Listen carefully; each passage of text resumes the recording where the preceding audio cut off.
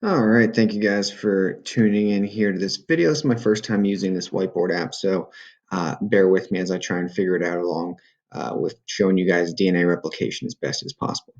So I'm going to zoom in, maybe not that far.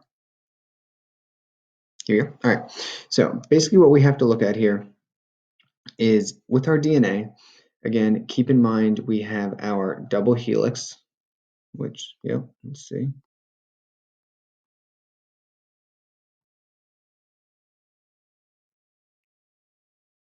Which kind of looks like this, with these obviously being connected in there and that. All right, so we have our double helix. This is our DNA, which apparently is being kind of stubborn. Just gotta press a little harder. All right, so we have our DNA. Now, when we replicate it, keep in mind we have to straighten it out, okay? We can't have it twisted like that. So our helicase is going to be the one that's going to unzip and unwind the DNA. Now, when it's replicating, DNA is very, very, very, very big. Okay, now, when I say big, I should say long. There's a lot of it. So if we started from the beginning and went to the end, it would take a long time for it to take place. So what actually happens in DNA replication is we have something that kind of looks like this,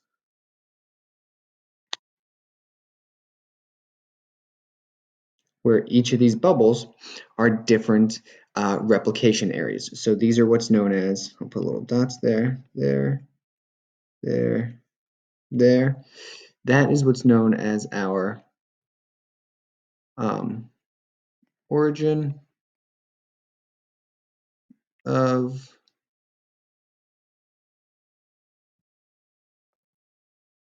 replication. So that's just where it started at different points throughout the DNA. Now, that's going to be very significant because, again, it's going to go a little bit quicker. What we're going to look at in our DNA replication is basically just 1/2 of this replication, okay? Replication is taking place that direction along with this direction, that direction along with this direction, that direction along with this direction. We're basically just going to zoom in on, we'll say this half right here, okay? So let me zoom out now. Okay, we'll throw this up in the corner. Well, that didn't work. Let's try and click out of that. Let's do it again.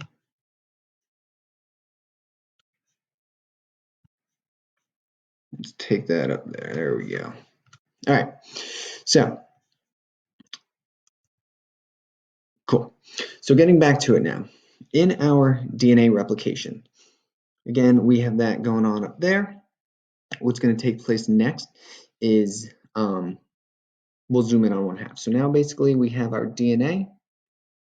Oops, we want to go back to our pen. So now we have our DNA going on down here.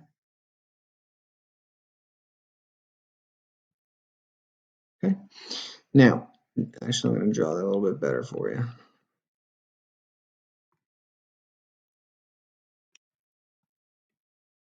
Okay, so when we're talking about it, here's our DNA molecule. We have pretty much just separated it. I'm going to try and zoom in there a little bit on it. Oops. Let's see. There we go. Okay.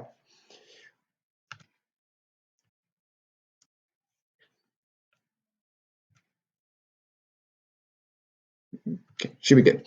So now we're going to actually make some DNA here. So if you guys remember, we'll add some nucleotides here. A, T, G, C, T, A, G, C. That should be good. So if we look at our DNA, that's one strand. So the other strand down here should start with our G, C, T, A, G, C, A, T. And again, I just did that because they're complementary. This DNA was connected previously. So in our replication, notice it's already unzipped and unwound. That is because, and I can change colors here. Let's take this one right here. we'll say is our helicase.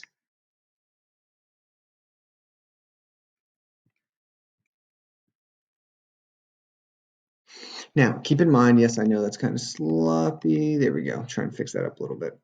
Wonder if I can just erase that. A. Okay, that is our helicase. That is what unzips and unwinds the DNA as it's traveling along in this direction. Now, it's traveling that direction just because it started up here at our origin of replication. If you recall from that previous image, let's see if we can zoom out to it. There we go. Our origin of replication right up top there. We've just kind of zoomed in on that. Now, if I zoom back in down here, nice, there we go. You'll notice that our helicase is here, moving from this side towards the left. So from this CG pair to the GC and TA and AT in that direction. Now, simultaneously as it's doing that, I'm going to go ahead and give it some kind of differentiate our two strands. So basically what you have to keep aware of, and this is going to be a little less significant, but it's going to be needed in order to show you the ligase and that leading and lagging strand. We have what's known as a 5' end and a 3.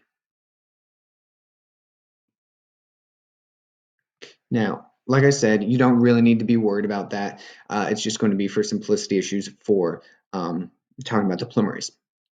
So we have our ligase going on there. So what I'm going to do now is actually just draw an arrow going over.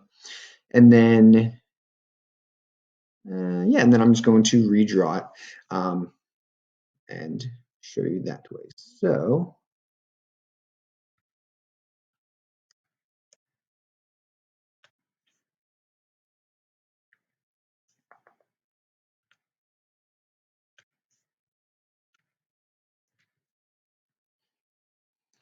if I redraw this, oops.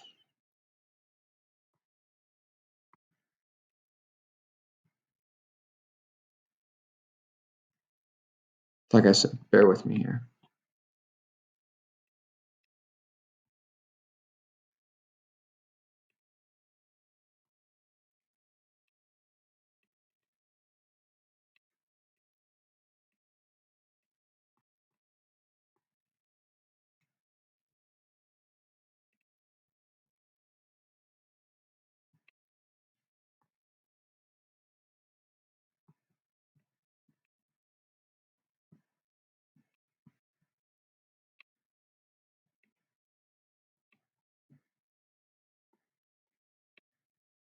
Okay, so we have our DNA again, we have our helicase moving that direction. However, I will label this up here real quick.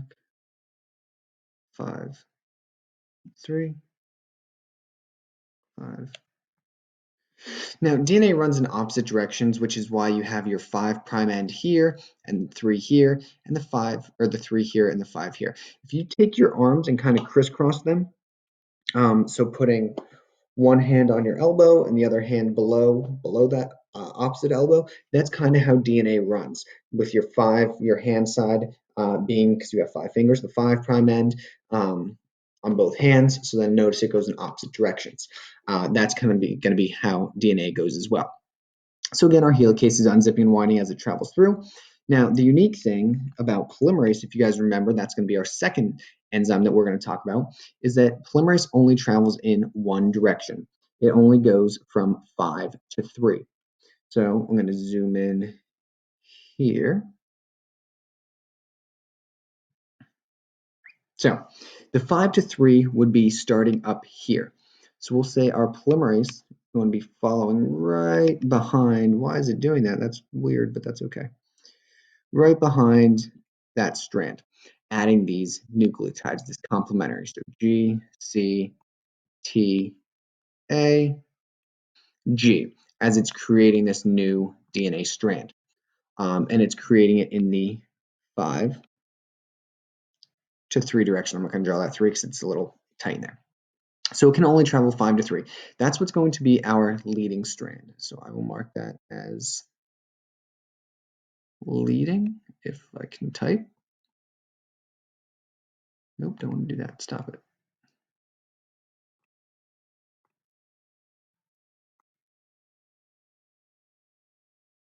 There we go. Leading strand. And again, sorry, some of the stuff's being a little finicky. Like I said, it's my first video in here.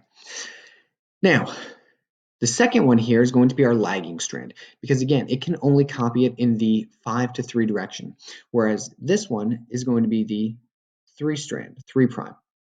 So instead, what happens is as this polymerase is, or as this helicase is unzipping, it had to have started up here, okay? Had to have started up there. Again, that's our origin. So down here is the same thing, down by that bottom 5. So basically, our polymerase came in, started here, went G and C, and did that one. And then it popped in here and did T and A, traveled here. And what it does is it does them in fragments, okay? So we'll call this our lagging. Oops, forgot an A in there.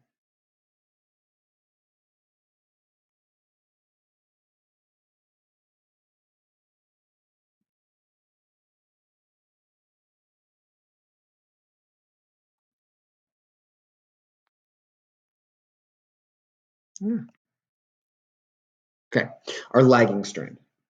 So it's lagging because it takes, it does it in fragments, in different chunks. And then finally, actually, I'll label this as our polymerase, so everybody has that. My gosh, this is a pain.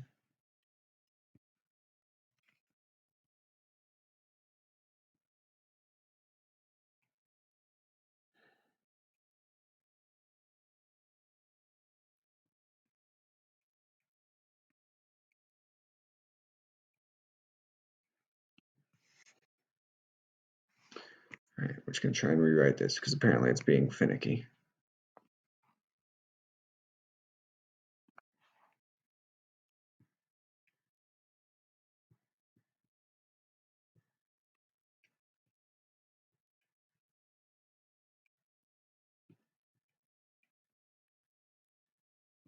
There you go.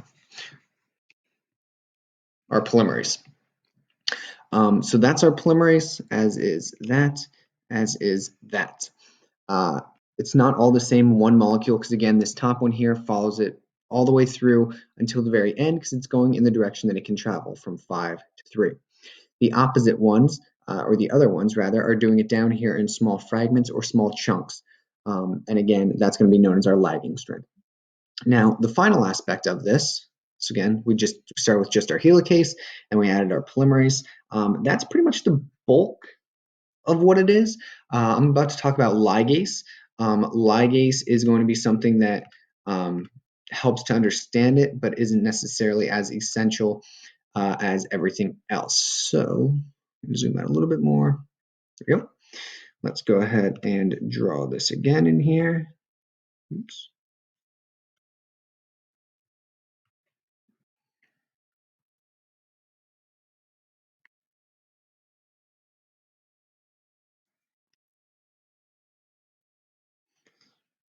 Instead of adding all those letters, I'm just going to draw it kind of like this and kind of show you those different fragments as they're coming in. So again, we have our helicase right here traveling this direction, and then we have our polymerase with our new strand.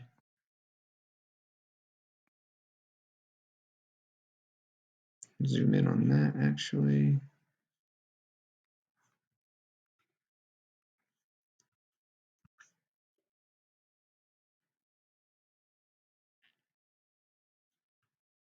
There we go. Okay.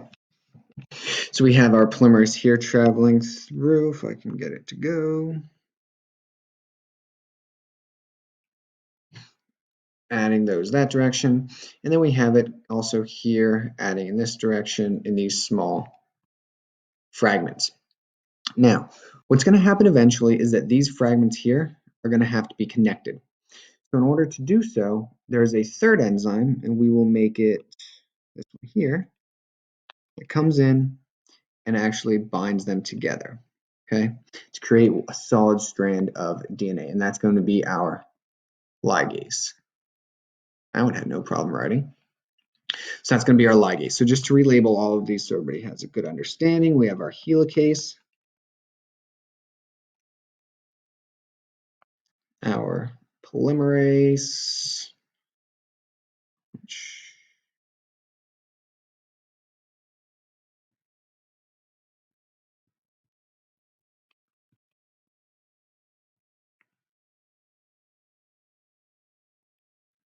and now our ligase. And so once these all take place, these fragments take place. So again, let's look back a little bit for a second. So we have, okay, up here. Again, we have all these different starting spots. So even if there was no lagging strand, these different starting fragments were going to connect at some point. So this one here is going this direction, this one's coming this direction. They would meet right around here and have to be connected. So they get connected through that ligase, which connects them to make that giant nice strand. So again, just walking through it. We start with our DNA. It gets unzipped and unwind thanks to helicase. Helicase just travels along it, opening it up. When it does that, our polymerase can come in, travel from 5 to 3, adding those complementary nucleotides. Again, the 5 to 3 and that sort of stuff isn't as important. The main takeaway is polymerase adds those complementary nucleotides on both sides of the DNA strand. On that lagging strand, it does it in different fragments, those Okazaki fragments, as it goes, because it can't travel that full direction. That's like it trying to drive up a one-way lane, right? It just doesn't do it. If you do have to do it, you just go in little chunks. You don't want to shoot the whole thing right at once, right? So as it's going, it creates these fragments, and then finally those fragments need to be connected through this ligase. And so then our final product, let's draw it over here, is going to be, oops,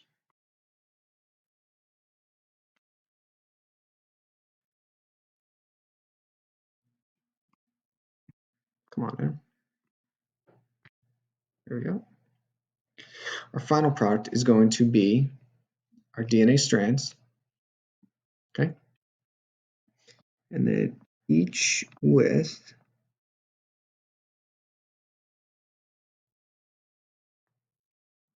an old strand and a new strand. So we're going to have our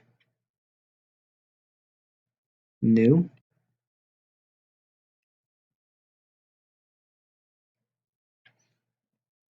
and new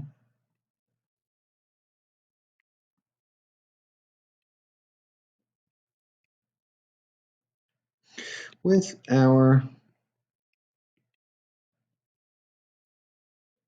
old and old. And then those two are going to go off into individual cells, and then so on and so forth. So this replication is known as semi-conservative replication. Semi, half, conservative, save, replication, copy. So they use half the DNA to create the copy. So zooming out to this whole process that's going on here. Oops, don't want to make a line there.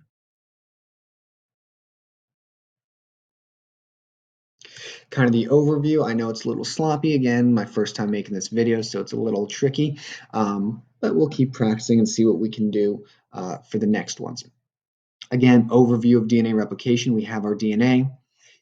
We have these origins of replication where it's the starting point. It forms these different bubbles all throughout the DNA because, again, if it started from the beginning and went to the end, it would take a very long time.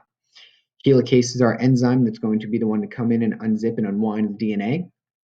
DNA runs complementary or opposite of one another, and we know that because of the 5 and 3 prime ends. Our polymerase comes in, which can only travel from 5 to 3, and it adds those complementary nucleotides following right behind the helicase on the one strand, and on the other strand it does it in different chunks or different fragments. And then finally those fragments are connected thanks to the ligase enzyme, which just connects the fragments. And then all of our origin of replication bubbles end up meeting together. Ligase connects them. And then we have our 2 new DNA molecules, each with an old strand and a new strand, which is known as semiconservative replication. And with that, we can title this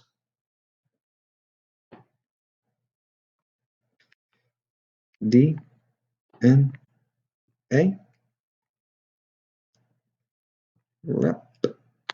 Replication. Done. All right, so hopefully that helped sum everything up. Hopefully it wasn't too confusing with the drawings and everything, but if you guys have any questions or concerns, please feel free to reach out. But that is basically your overview of DNA replication. And again, focus on the helicase polymerase, what they do, and understanding that semiconservative replication, that origin of replication, the ligase, and that 5 to 3 isn't as significant for you guys to understand. Thanks for tuning in. Take care.